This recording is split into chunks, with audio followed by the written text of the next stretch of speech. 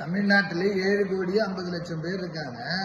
அவங்களையெல்லாம் காப்பாற்ற போறேன்னு சொல்லிட்டு ஒரு சில நடிகர்கள் வீதியில் இறங்கி போராடுறாங்க. ஆனா அவங்க நல்லா புரிஞ்சுக்கணும், அந்த டி நகர்ல ஒரு 10 கிரவுண்டில் நடிகர் சங்கம் 10 வருஷமா கெட்டாம இருக்கு.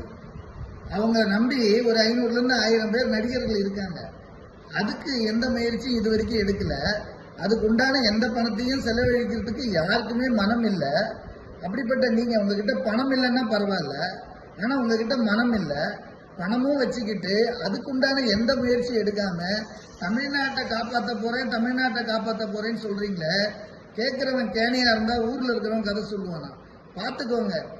மக்கள் ஏற்கனவே ஏமாந்து உங்க வாழ்க்கை தொலைச்சு போய் உட்காந்துருக்காங்க. மேற்கொண்டு அவங்கள ஏமாத்துறதுக்கு யாரும் முன் வராதிங்க. உங்களால ஏதாவது செய்ய முடிஞ்சா இந்த தேசத்துக்காக செய்யுங்க. இல்லைன்னா மக்களா வாழ விடுங்க. அவங்கள போட்டு சாவடிக்காதீங்க. உங்களுடைய வாழ்வாதாரத்துக்கும் உங்களுடைய பதவி ஆசைக்கும் தேவையில்லாத மக்களை குழப்பாதீங்க. மக்களை ஏற்கனவே வேதனையா இருக்காங்க, வாழ்றது எப்படின்னு தெரியாம கஷ்டப்பட்டுட்டு இருக்காங்க. ஆகையால நடிகர்கள் உங்களுடைய நடிகர் சங்கத்தை முதல்ல போய் கெட்டுங்க. எல்லாரும் சேர்ந்து பணத்தை வசூல் பண்ணி அதை அருமையான ஒரு நடிகர் சங்கத்தை கெட்டி அதை ஓபன் பண்ணிட்டு அதுக்கப்புறம் நாட்டை காப்பாத்துறேன் மக்களை காப்பாத்துறேன்னு வாங்க. லட்சக்கணக்கான கோடிக்கணக்கான ரூபாவை நீங்க சம்பளமா வாங்குறீங்க.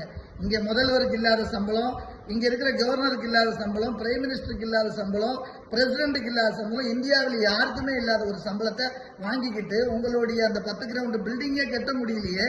நீங்க எப்படி தமிழ்நாட்டில் 7 கோடி மக்களை காப்பாற்ற போறீங்க? கேட்கிறவன் கேணியா இருந்தா ஊர்ல இருக்கவங்களாம் கதை சொல்லுவானா?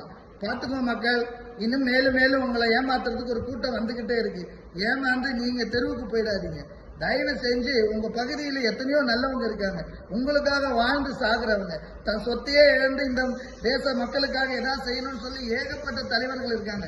அவங்களையெல்லாம் விட்டுட்டு சினிமாவில் நடிக்கிறவங்களை தலையில தூக்கி வச்சுக்கிட்டு இவங்க வந்தா மாற்றம் வரும், வாழ்க்கையில ஏதாவது நல்லது நடக்கும்னு நினைச்சீங்கன்னா ஒண்ணுமே நடக்காது. தயவு செஞ்சு சொல்றேன், எந்த சினிமாக்காரங்களுக்கும் எனக்கு வேண்டியவங்களும் கிடையாது, எனக்கு வேண்டாதவங்களும் கிடையாது.